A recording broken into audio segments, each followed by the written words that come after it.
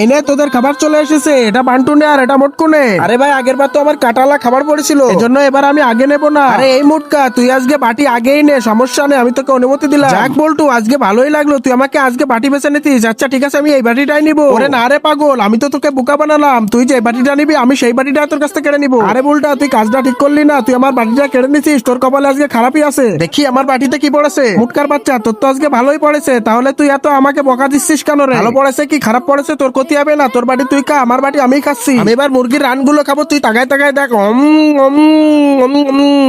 কি মজা, এটা যে কি মজা।